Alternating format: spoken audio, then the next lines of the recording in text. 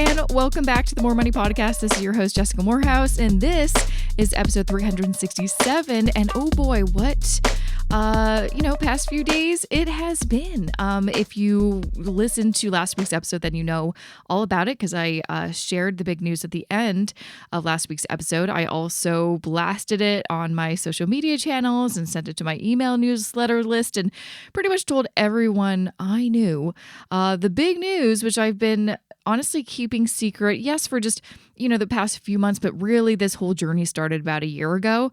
And I've been, I think, leaving little breadcrumbs or, Easter eggs or whatever they're called, since like a year ago, but I just could not share it. But yeah, I'm writing a book. That's the big news. I'm writing a book with HarperCollins Canada. I am beyond thrilled. It will not be out on bookshelves anytime soon. It will be sometime in 2025 because it takes a year to write and another year to edit and print. That is how books work. I mean, I know actually some authors I've been chatting to on the podcast, they have actually been able to put out their books a lot quicker, but luckily I have a lot longer to write. Thank goodness, because there's a lot of writing and researching and interviews to do for this book. So I'll share a bit more at the end of this episode, especially about how you can potentially be in the book or contribute. So stay tuned to that. But speaking of book writing and authors, I have an amazing new author on the show today. Such a huge fan. I'm so excited that she said yes to be on the show. Her name is Paco de Leon. She's the author of Finance for the People, which we're going to dive into in this episode. But she is also the host of the Weird Finance podcast and the founder of the Hell Yeah group. And just to give you an idea of, what she's all about. So like I mentioned, she's the founder of the Hell Yeah group, which is a financial firm that's dedicated to inspiring creatives to engage with their personal and business finances. And she also has Hell Yeah Bookkeeping, which is a bookkeeping agency for creative businesses as well.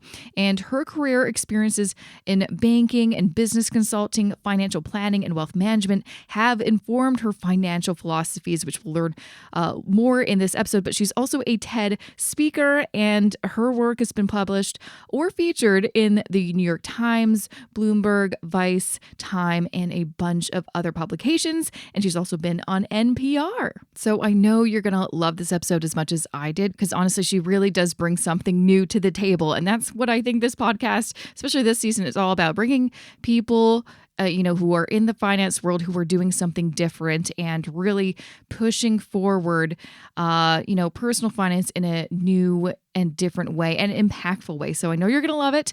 So without further ado, let's get to that interview. Welcome, Paco, to the More Money Podcast. I'm so excited to have you on this show to talk about your book, Finance for the People, and all the exciting things that you're up to. Thank you so much for having me. It's truly my pleasure. Oh, thank you so much. I loved your book. I mean, I think honestly what drew me to it was the name. I'm like, ooh, Finance for the People. That sounds different. That sounds new. I like this. Let's do this. And I've been talking to, I feel like honestly, I'm based out of Toronto, Canada, and I see your book at every bookstore. So yay, you're very popular in Canada. That's so cool. Isn't that cool to know, right? Yeah. You're like, oh, I had no idea. Oh yeah, it's at every time I go to the bookstore, I'm like, oh, I see your book in the finance section. Good for you. But also I've been talking to a lot of people and they've also been reading your book. So I think it's one of those books that just has a life after initial, push and publish. A lot of people just keep on telling their friends and stuff about that. So that's really exciting. That's exactly what I was hoping for. I was hoping that Finance for the People would go out into the world and have its own life and have its own experience impacting people for many years to come. So I'm glad that that ball has started rolling. Yeah, it is. So I'm curious because you definitely have a very different kind of viewpoint when it comes to finance. And, you did work in the industry for a number of years. When you were starting to kind of craft this book and put it together, what did you want to, I probably asked this to lots of finance authors, but I'm like, what did you want to make sure that you said in this book that was different than all the other books that I'm sure you've read? And you're like, I've read everything. I need to do something different. I didn't want to write a book. Let me start with that because it is quite a large task. And I felt like there was a lot that needed to be said, and that's why I did it. Because you know this, the personal finance industry is a very saturated market, right? A lot of the actual information is straightforward. Like literally ChatGPT can now tell you what to do. I know. Like, it's a lot of it is really, 50, 20, 30 rule, all that good stuff. It's available. And what I was realizing after many years in the industry and then going off on my own, working with clients, talking to creative professionals and creative business owners, was that there's still this really big gap between having that information and then our behaviors. And I've just been exploring that. Like, why are we acting outside of our best interest? What's going on? And I really wanted to tell that story, and I wanted to invite people in and let them know, hey, we have the information, but that doesn't necessarily mean that we're going to do the right thing. What's going on there? It's our emotions. It's our baggage. It's so much that we need to unpack. It's our narratives. It's our identities. It's the stories that we tell ourselves on loop. And I really wanted people to have the opportunity to explore that aspect of them, to then make incremental change in their own lives, make a positive impact on their finances. And then my greatest dream is that once they've done the work there, they realize, oh, these skills, what I've done, it's kind of like an overlay. I can do that in other areas of my life. I can improve my relationships with other people. I can improve my relationships with my physical body. I can improve my relationships with myself and how I talk to myself. So that's really what I was hoping people were going to pick up. Yeah, I felt reading that. It's like more than a finance book. It's like the lessons that you kind of dive into are very applicable in other areas of your life, which I think just goes to show that it is just there's a bigger picture at play. And I really I know, just starting with the first chapter, I really liked it because it really is like, let's go deep and talk about some things that you've probably never heard of. Like, what was it? And I'm probably going to get this wrong, like the shadow. Yeah. Form, or what was the shadow person, or what was it? Our shadow selves. It's That's Carl. It. Yeah, Carl Jung, a psychiatrist, coined this term, your shadow self. You can kind of see this theme too if you look at family internal systems. I think is another kind of therapy where we are all a multitude of conflicting desires within our oneself, and to allow yourself to have space for those conflicts is so healthy and so necessary and beautiful. And it can be painful to confront those things. But if you zoom out, if you can do that within yourself, and then you zoom out and you look at society at large, we're contending with that. There's people on both sides, all around the world, all around all the countries of all the world. We're fractured, right? There's these competing ideas, and it's not that one person's reality is more real than another person's reality. We have to have space to recognize and realize that we're all going through different things at the same time, and there could be many truths at once. And that's really what I wanted to highlight on a personal level, on a larger scale. And I think that message, if that message can really, people can internalize that message, I think the world will be a better place. Yeah, absolutely. I'm curious, where did you get kind of the ideas for this, or inspiration? Was it working with clients? Was it having lots of different conversations than probably other financial planners in the industry?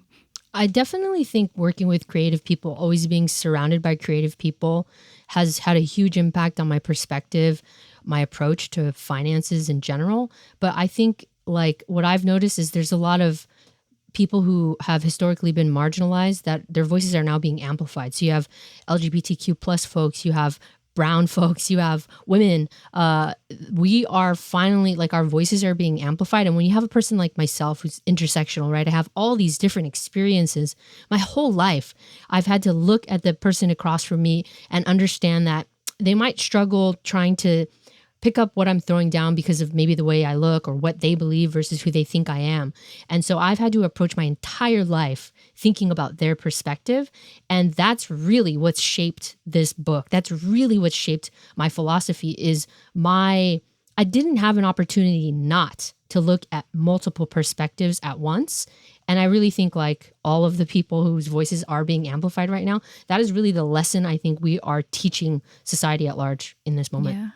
Yeah, that's such an interesting perspective. And I feel like, I mean, I've made it a point, especially over the past several years, to make sure I make a concerted effort to have different types of people on the show, because I was falling into certain categories of just, you get lazy and you're like, oh, I'll just have this person on the show. And then you realize there's a lot of white people on my show. And they have a lot of the same perspectives, and we need to broaden that. But that's so interesting. I hadn't really thought about that. A lot of especially I'd say, the personal finance books that maybe I started reading like 10, 15 years ago, they they didn't have the lens of thinking about money from someone else's point of view. And that's sometimes I think why people struggled. They'd read those books and they just couldn't apply that information because it was only giving you one person's, and there's like, this works for me. I'm like, well, yeah, you're a well-to-do privileged white man who had a lot of opportunities that somehow I just can't get myself. And it's probably because we're different people, different experiences, have different, obstacles to get over. And I think that was the biggest struggle for people for a long time. And as more people like yourself are being more empathetic and being able to kind of shine a light on, hey, there's lots of different people that come from lots of different places and different perspectives and different life experiences. We need to show that so that you can be seen in someone else's story, right? That's absolutely it. Okay. I can't remember who said this quote, but it was like, yeah, many perspectives make up the entire picture. And we're just like living in a beautiful time right now where you and I can have a chat through this technology and we can record it and then everybody can hear it. And, I think it's we're very lucky. It's a beautiful time to be able to be sharing our stories and our experiences right now. Absolutely. I want to, because you do kind of talk about this more later in the book, but throughout the book, really, your relationship, your like personal relationship with money. And I feel like that's definitely a topic that people are talking about more. And no one talked about that. That wasn't really a term, relationship with money. What is that? But we all have our, how we think about money. How do we feel about money? I'm curious, what did you really want to get across in your book about how to build a more healthy relationship with money? Because most of us do not have a healthy relationship with money. I really wanted to emphasize kind of what we already talked about is the interconnectedness of everything. And it's really easy to believe that you can compartmentalize money in your life. And maybe if you studied economics and you're just really good at shutting down your emotions and leaning hard into that rational side of your brain when you're approaching your finances, if you're like that, that's great. Then you probably make really good financial decisions. You are not compelled by your own emotions or by advertising that makes you feel crappy to act with your money in a way that is not beneficial to you. However, I would say the great majority of people, their relationship with their parents, those dynamics, observing those power dynamics, the fact that women in society have been treated the way that we've been treated. There's the wage gap, which is a very real thing. The fact that, many of us only a few generations ago didn't go to work, couldn't have a bank account, couldn't have a credit card, right? All of these things it's like a giant sticky ball of wax. And that is our relationship with money. And again, it's like my own experience of not feeling like I was enough because I grew up queer and all the messaging around that is like, you're fundamentally flawed, buddy. That even impacted my ability to earn money for many years. So I was under earning for many years. And it took me a long time to recognize all the ways that I continued to propel that narrative forward, right? Because of course there are systemic issues, but we do have agency in our lives. So it just took me a long time to recognize where my power lies, like what I could do, how I can rewrite these narratives, and how I can be representative for other folks to tell my story and to show them that even in moments where it feels like things are outside of your control because you are not the one who made the rules, we are just existing in the system, you do have agency every moment of every day. Yeah, I mean, how can you really make any progress with your finances if in other areas of your life or your entire life, you don't feel like you're worthy, right? Then you're never going to ask for a raise. You're never going to quit your toxic job because you feel like this is as good as it gets. It just, impacts every area. But I feel like that sentiment I've heard that so many times. I mean, I used to feel like that for sure in pretty much every single job I've ever had. And I think it's pretty prevalent. But until you really think about it and then be like, oh, wow, yeah, that's something, then you can start doing kind of the work. Another thing that you touch on in your book, which again, it's a term that I feel like has been floating around and talked about a lot more often, which I think is good, is, people will say like the difference between scarcity and abundance. And, people use other terms like you can use enoughness or sufficiency or what have you. And I feel like that is another thing that we don't talk enough about, maybe just like regular folks, you and me, about why it's important to identify if you do feel like this scarcity. And I'm curious, why do you feel like so many of us feel like, do you think it's partly because a lot of us didn't come from money? And so we're constantly in this hamster wheel generation after generation of always afraid of losing it all? I think there's just that idea of scarcity just really permeates the culture of consumerism, period. The way that we measure, like economics is the study of allocating scarce resources. It's right there in the definition. And, when you think about why is something valuable right now, and like what are valuable things? It's often scarce. Scarcity. Yeah, that's why it's so expensive, because there's not much of it. So I think it's baked into how we live, and it's baked into our modern society. It's baked into consumerism, and it's just hard to go against the grain. It's hard to fight against this overwhelming vibe that we're all existing in. So I think that's the biggest challenge, really. Yeah. So is it possible to move from that place, but it's so ingrained in our culture and just our minds, this scarcity, to move into a healthier kind of stage where it's not like, for me, I always struggled with the idea of abundance, and that's because I've always struggled with scarcity. Abundance to me means there's too much. There's overwhelming, stuff. And that's almost as anxiety inducing as not having enough. Is there a way to get to a good middle ground, do you think? At the risk of sounding corny, I think the most important way that we can live in the middle ground is to just appreciate each moment fully. And I'm laughing at how silly I sound right now. I like it. No, because it was in your book. I remember the term, like, gratitude is like the antidote, right? Yeah, gratitude is the antidote to scarcity, yes. I'm just laughing at, like, people invite me onto their podcast to talk about money, and then I'm like, let's talk about gratitude and meditation, and I jujitsu my way into just getting so weird. But here I am, and we're going to do that. Yeah. So how do we fight against scarcity, and how do we try to move towards abundance? And I think it's moment by moment. I think appreciating the things that money can't buy is kind of like the ultimate, I'm doing it. I'm trying to go against the grain and live life on my own terms. And we might not be able to do that Monday through Friday, 9 a.m. to 5 p.m. But, there are moments where it's going to sound silly, but moments where you can take a walk and just appreciate the cool breeze or the sun shining on your face, or a warm chamomile tea, or a cold iced tea, or a adorable dog who lets you pet them. There's these moments that make life feel like life. And I think the more that we're present to that, the more that we can lean into that and give that meaning, then I think it's easier to then navigate life when it's, crazy and you're overscheduled and you got to pay your bills. Yeah. I mean, it's so funny. I was thinking of the idea of like, some things are just priceless, or the best things in life are free. And it's like, the commercial that pops into my mind is like, I think it's a credit card commercial. The one that's like, some things are priceless. You're like, that is so messed up that is the thing that I link that to, which is like consumerism somehow got in there into that messaging of like, but the best things in life are free, but also use this credit card.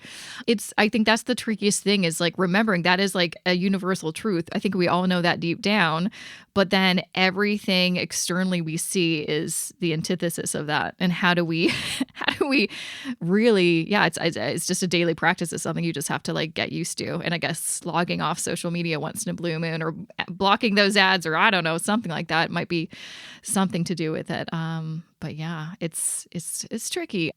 Now, obviously, you pretty much cover, I'd say, every single topic I could think of in this book when it comes to like how to get yourself organized with your finances.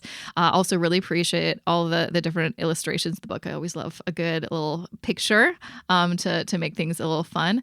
Now, for me, I really loved how you did talk a lot about how to like protect yourself, like how to basically self-care for your money. And I think that's also something that I like to talk about on the show is, rethinking the importance of financial planning or management, because those terms are so boring and dry and have connotations associated with them. Why did you, really want to hone into a few things, and how can you, I guess, maybe talk about them a little bit differently than some of those kind of the boring old stuff that we've seen forever when it comes to like emergency funds and credit cards. Like these things are important, but I think the messaging is getting lost in translation with just some of the old jargon that we're used to. I mean, I come from a traditional finance space. I worked as a financial planner. And so I learned under the wing of other financial planners of this is how you talk to clients. And what I realized when I started to really lean in and I started my own firm and I'm working with creative professionals is that language, it just doesn't land with them. They're not interested in imagining a weird emergency, and that is the reason why they need to have an emergency fund. They're not, that's not where they're thinking. A creative professional, in my opinion, their job is to feel. Their job is to experience the human experience as who they are and feel all of the feelings and then have a conversation or put out a piece of art that conveys that experience.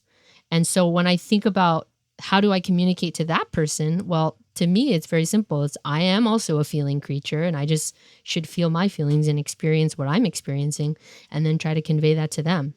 And it's weird that I can do that in what I think is an artful way through finance, but I guess that's my gift, Jessica. What can I say? Well, yeah. Did you have a background, not just in finance, but in art? Like, I feel like I read that somewhere. Were you a musician or what did you do? Yeah, I'm a musician. Didn't study art or anything, but like ever since I was a little kid, if there was a noise making instrument, I just got to touch it. And I'm still like that to that day. If I see an instrument and I've maybe never played it before, even if I have played it before, I need to hear what it sounds like. And I don't care how stupid I look or how bad it sounds. The curiosity outweighs that idea of caring how people might perceive me. And I think that's hard to do the older you get. Also, you probably can relate to this. The more your work becomes known, the more people have expectations about you, the less obscure your existence is. I think the harder it is to have that like childlike sense. But that's what I try to bring to my work. And honestly, I think that's why it resonates with so many people is because I try to bring that energy of not caring, like looking like a dumbass for talking about meditation, But you know what? I don't think that's dumb. But I've also been on my own journey of like reading stuff outside of finance and making some connections because, I'm getting close to 400 episodes and I've talked about money a lot. And what I've been realizing is it's bigger than that, which is exciting because then it gets more interesting. But I'm curious, I guess it's kind of maybe this is a dumb question too, but why did you want to specifically help artists? Because I'll tell you, most people that work in finance are like, no, I want to work with people who have money and those are not artists. And I say this also because my husband works in the music. So you just answered the question right there. Yeah. Because no one wants to help them? Because they've been underserved, they've been ignored. They're people too. Yeah. And just because they're not all Hockneys doesn't mean that we can't be. What a lack of imagination. What a lack of imagination to not try to help every person that you can help. Mm-hmm. All right, I'm going to get off my soapbox now. No, I love this. I love it. I love it. No, because it's because honestly, like the people that I have worked that are like industry folk, they aren't, like a content creator or something like that, but work in the industry. They get into it not necessarily because of a passion to educate and inform and stuff. It's usually for money. They want to make money by selling products about money. And that's the danger zone when it comes to finance. And I'm always, want to just be, warn people. It's dangerous out there. It is. It really is. I've been watching a TikTok call out feud unravel over the last few days, and I'm like sitting there with like my popcorn. That's what TikTok's for, I think. I deleted the app because I'm like, you know what, this is too much for me. But I love hearing the TikTok whatever's going on there. Crazy town. Yeah, well, it has to do with a personal finance person and selling product and not having a finance background, and I feel that tension too. I felt that tension for a long time where I'm watching people give advice and my ego wants to feel badly about not being as popular as this person, not having a course to sell like this person. And then when I can reconnect with what the hell I'm doing and why I'm doing it, I feel much better because I'm helping people and I'm exploring my curiosities and I'm trying to be concerted in the ways that I make money so that I can look at myself in the mirror tomorrow and 5 years from now and 25 years from now and know that I did what felt was right by me and right by everybody else. Yeah. Oh, that's a battle I've had past 10 years. Like, how do I serve myself and make money? And, I'm fully self-employed, and that's always been the thing in the back of my head. And every time I get an opportunity to make money, it's like, does this fit my values? And sometimes it's hard, but you have to say no because it doesn't. And it sucks because you're like, ooh, I could have made a good paycheck there. But you're like, if I were to look back in time, would I be proud of that? And so it's difficult though. And that's, I think anyone can really relate to that, whether that's just like you're applying for, I was also in that position applying for jobs and you're like, ooh, do I want to work for that company? Because they've done X, Y, and Z. And I don't know, but the salary is twice as much as what I'm making now. How can I make more for myself? And then when I have more money, maybe I can do more good. I can take care of me, my family, give to charity, do some good things. But then, there's just, it's never easy. No, it's not. It makes me think of one of my old bosses who always used to say, we're all hypocrites. It's just a matter of where we draw the line. Yeah. Yeah. And I feel like that's just like, it's a constant battle, and you just have to constantly remind yourself, why am I doing this? Especially, I feel like we have, especially since we have, public voices, and we do have people that follow us and like to learn from us, we do have a responsibility. And so, we got to be careful. And for me, that's like the thing. It's like always just like making sure that, there's so many things that I will never talk about on this show, for, like crypto or, well, I don't think anyone's talking about crypto anymore, but there was that time where everyone's talking about crypto and NFTs. And I refuse to have anyone on my show because I'm like, I don't believe this is good.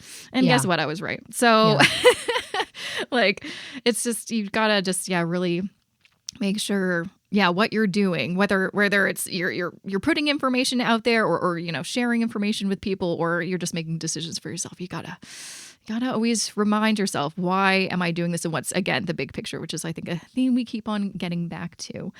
Now, obviously, there's a good chunk of your book that talks about, which is, I think, a really important, but also very emotionally impacted kind of area, which is debt. I feel like for me, especially like as a trained financial counselor, that was kind of the main thing that people would, hey, you need help, and I, don't want to work with a financial planner. They're too expensive. I just need someone to help me with my debt. But that really is, I think, we kind of touched on this, maybe didn't use the word, but shame, right? There's a lot of shame. It's one of the biggest feelings I think people feel when it comes to money, and debt is it's a sore spot for people. So what did you really want to convey in your book about debt to get people out of that shame? I wanted people to recognize that debt is a theme that has been with us throughout human history. It preceded money. And that actually, there's this story. Adam Smith has told this story. Adam Smith wrote The Wealth of Nations. He's the godfather of economics, basically, classical economics. And there's this weird story that he told about bartering, about I have chickens and Jessica, you have goats. And if somebody, a blacksmith had, what do blacksmiths make? Metal things? Is that? I think they... Like a horseshoe? I feel like they hammer iron or something. Okay, so if I needed, we'll go with like that. Like horseshoes, right? Exactly. Yeah. So if I needed a horseshoe, but the horseshoe guy didn't want my eggs, and I'd have to then figure out some daisy chain of bartering, and then society was like, oh, you know what? Let's come up with money. Actually, if you look back and examine look at anthropology and see what anthropologists have said about the origins of money, it's not because of this story. Like, it goes back to, one example is like ancient Mesopotamia, and in the old alehouses, people would just run up a tab, and then they would have they would send a receipt saying like basically an IOU. When I harvest my grain, here's the IOU, and then people started trading the IOUs. So this literal the tickets first paper money kind of. They're debt. And they're not, and they're, so I wanted people to understand that, like, what is the other side of the coin when it comes to debt? And like on a larger aspect of human beings in society, what do we owe to one another, right? And this idea of debt has been with us forever. Like, look at indigenous cultures. They were slaughtering animals. People, they were paying a debt to the gods. And you look at cultures today, like a lot of Asian cultures, there's, we feel like we have a larger debt to our ancestors, to the generations before us, were all standing on the shoulders of giants. And so I wanted to let's just zoom out. I know right now debt's having a moment where we're feeling really bad about it and we're feeling guilty and we're feeling shame, but this theme has been with us forever. So let's start there and then recognize that right now, the way that we're viewing it, it's just the zeitgeist. And we have an opportunity right now to recognize that and to say that debt is a situation. It's a moment of time. It's a thing that you're experiencing because of maybe one decision or many decisions over many years, but it doesn't have to be this bad story that you keep telling yourself that it is. Mm-hmm. Yeah. Why does debt have to be part of your identity and then cause you shame, being like something, is wrong with you? It's like, no, it's actually, and also why is there like more shame for this type of debt and no shame for that type of debt? Like there's no shame for people who have a mortgage, but that's almost a scarier debt because you have like a lot of debt. Whereas you have a credit card, high interest rate, but maybe it's less. So why is there more shame associated with that? What's that about? Yeah. And there's like levels of class too, where, you can like, people are like, here's how rich people use debt, they're awesome, and poor people use debt like this. And so there's just all these ideas and these narratives about why debt is bad. And I'm just, I used to be really into Buddhism until I realized their whole thing was like suffering is the way or whatever. I'm like, no, we don't got to suffer, guys. I feel like lots of religions about suffering is the way. I'm like, that's not me. I'm here to have a great time. I'm here to have a good time. But I can't remember what the point I was trying to make about Buddhism and suffering, but that's okay. We'll just let that hang. We'll just let that plot. Yeah, if someone wants to figure that out for us, that would be great. But yeah, no, I think when you're talking, what I kind of got from your book and what I'm getting from so many other books, I just recently interviewed, she'll be on the show later, I think. I can't remember the schedule of when I'm recording this, but Berna is going to be on the show and she mentions you in her book, which is kind of a fun connection. But it's just reframing things that we have taken as truth. Like debt is bad. It's like, we need to get rid of that because it doesn't have to be bad. It's temporary. It doesn't identify you. It's a thing that happens. Just like, it's just one of those things where it's like, we need to get rid of that because it is not helpful for anybody. It just makes people feel bad. Well, I don't want to feel bad. Well, and you see how like why something like that why it's easy for me to reframe it in that way is because I went to Catholic school for 13 years. I grew up Catholic. I feel you. So I knew at a very young age I was queer. And so I had this messaging every day at school of like, you're fundamentally flawed. Like something about how you were made is messed up and we're not down with it. But then in the same, like, I also understand like my parents love me and the teachers care about everybody. So you have these like two opposing conflicting viewpoints in your experience constantly. And it's hard to reconcile. Maybe you cannot reconcile that. You have to just sit with the fact that these two opposing things are a reality, right? And so that's exactly why I approach finances the way I do, is because my whole experience in life is that friction. Yeah. Yeah. No, I feel you on the Catholic front. I'm still reeling from, I'm trying to unlearn all that stuff. It's messed up, man. I do not recommend. I do not recommend, yeah. I do not recommend. 0 out of 10, wouldn't do it again. Yeah, I wouldn't do it again. 0 out of 10. I feel like I could probably talk to you for ages more, but I really want to just encourage everyone just to grab a copy of your book. It's a very, fresh and, uplifting book on money. And there's not a ton out there. I feel like, there's more common, but there's not a lot. And so please stop reading Rich Dad, Poor Dad. Please don't read that book. Read Paco's book. Please read Finance for the People. Where can people find you online? Grab a copy of your book. Where can they? And you have a podcast too. I do, yes. So if you want to hear me getting weird and musing more about money in the world, it's called Weird Finance.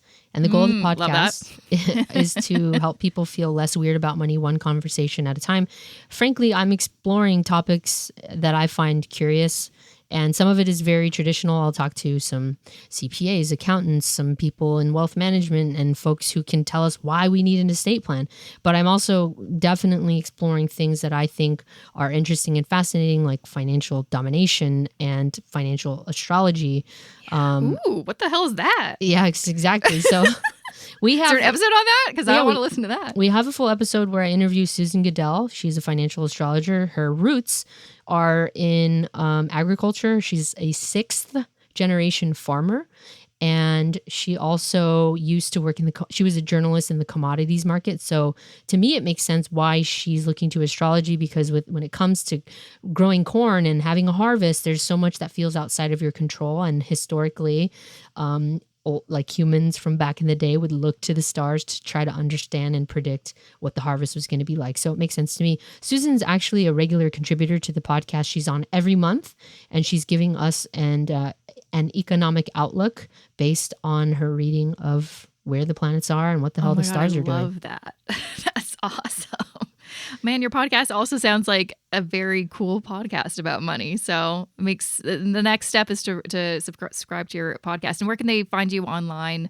And also your firm too, if people want to look into that. Yeah, so I would say if you want to hang out and stay in touch on the internet, the best possible way would be to sign up for my email newsletter. It's called the Nerd Letter, and it goes out every Wednesday morning. You can just go to thehellyeahgroup.com and you can sign up right at the top.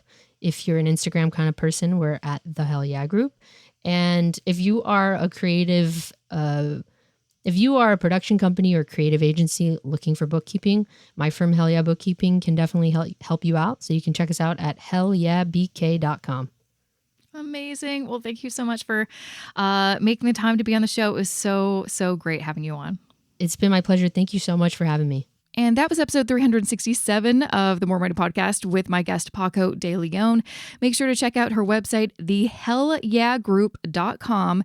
And you can follow her on Twitter at Hell Yeah Group and on Instagram at the Hell Yeah Group. And of course, since you're already listening to my podcast, make sure to check her podcast out, the Weird Finance Podcast.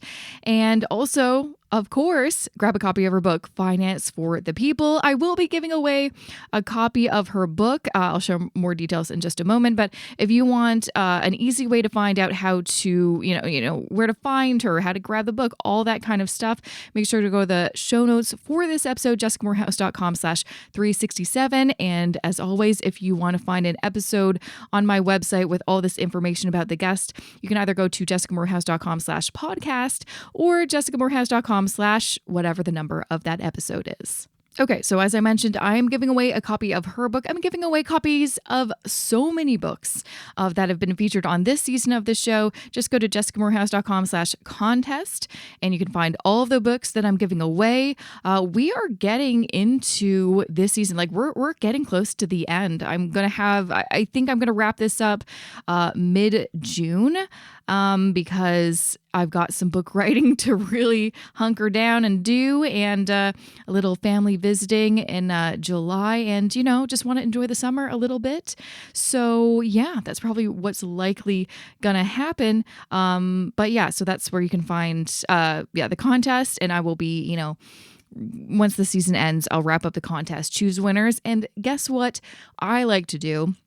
First, I buy all of these books. I mean, sometimes, I do get copies from the publishers, but usually I just keep those for myself. And then I buy a copy of the book to give away, to do my little thing to support these authors. And then I mail it directly to you personally. Go to write a little note and go to the post office near my house and mail it to you. So there's a personal touch involved as well.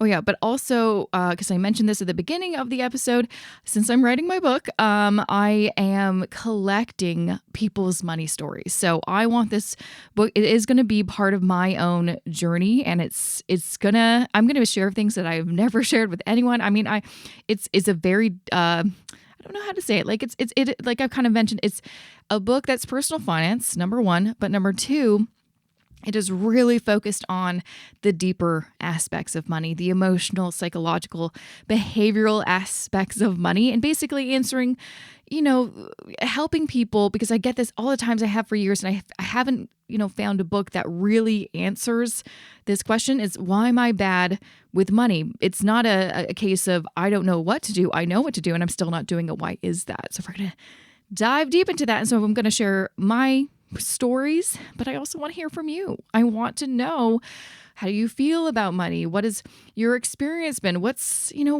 happened in your past that may affect your present. So if you would like to contribute, basically what I'm doing is I have an application form. You can fill out some of your details. If it's a good fit, I'll reach out to you and we'll do a little interview. I can collect some info about your story and hopefully integrate it into the book. And you can find info about that at jessicamorehouse.com/interview. And of course, I will include a link to that in the show notes for this episode, jessicamorehouse.com/367. So that is really it for me. Like, that's just, honestly, it's crazy to think, but it's like every time I've been recording these outros for the podcast the past few months, I'm like, oh man, when can I finally share the news? I was waiting for the green light from my publisher and finally I got it. Now that it's out in the world, I'm like, oh, well, now the news is out there. I really do need to hunker down and write this book. It is a journey. I'll be sharing, some personal tidbits and kind of what my experience has been like.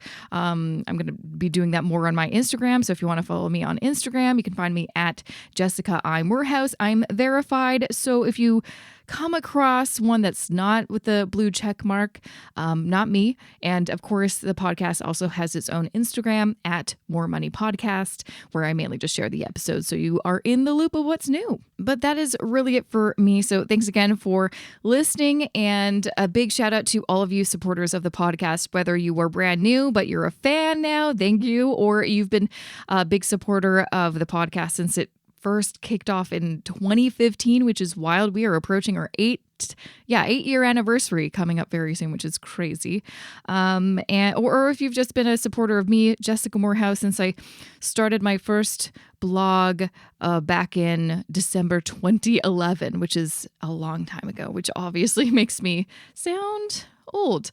But hey, here we are. Now, somehow I was able to turn just a blog that was kind of a hobby or a creative outlet into not only a career, which I'm so thankful to have, but I get to now realize a lifelong dream, which is to become an author. And especially someone who never thought that I was anything. Like, I'm not a writer. Some people are like, I'm a writer. I'm not a writer, but I can write. And I'm gonna prove to you I can, because I'm gonna be writing this book. But this is a pretty cool thing. So I just want to say a big thank you, and I'm excited to share it with you, and we'll kind of share any news along the way. But thanks again for listening. Shout out to my podcast editor, Matt Rideout, and I will see you here next Wednesday.